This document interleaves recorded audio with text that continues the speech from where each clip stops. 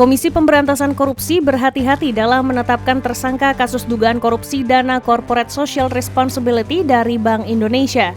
KPK telah memulai penyidikan terkait dengan dugaan korupsi di tubuh Bank Sentral itu sejak 2024 lalu. Namun, penyidikan yang dilakukan masih bersifat umum, di mana belum ada tersangka yang ditetapkan. Juru bicara KPK, Tessa Mahardika Sugiarto mengaku pihak penyidik masih berhati-hati sebelum menetapkan pihak-pihak tertentu sebagai tersangka dalam kasus tersebut. Karena prinsip kehati-hatian yang dilakukan mulai dari proses penerimaan pengaduan, penyelidikan, bahkan sampai di tahap penyidikan, di mana sudah ada upaya paksa atau pro justisia, maka KPK perlu berhati-hati dalam menetapkan seseorang untuk menjadi tersangka.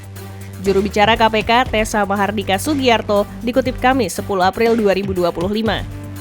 Tessa menyebut prinsip kehati-hatian itu tidak hanya diterapkan dalam proses penyidikan kasus CSR BI, namun juga pada kasus-kasus lainnya.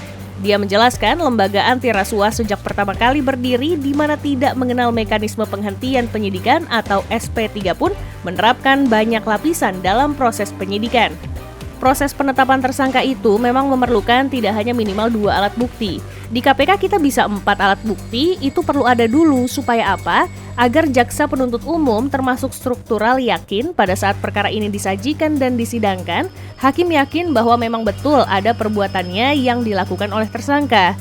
Juru bicara KPK, Tessa Mahardika Sugiarto. Meski demikian, Tessa memastikan pada waktunya lembaga anti rasuah akan mengumumkan siapa saja pihak yang ditetapkan tersangka dalam kasus dugaan rasuah itu.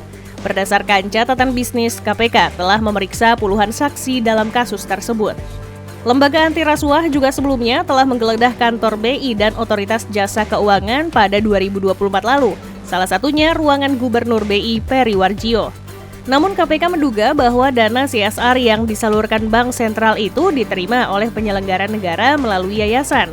KPK menduga terjadi penyimpangan di mana CSR diberikan ke penyelenggara negara melalui yayasan yang direkomendasikan, namun tak sesuai peruntukannya. Uang dana CSR atau program sosial Bank Indonesia itu pun diduga sempat berpindah-pindah rekening sebelum terkumpul lagi ke satu rekening yang diduga merupakan representasi penyelenggara negara.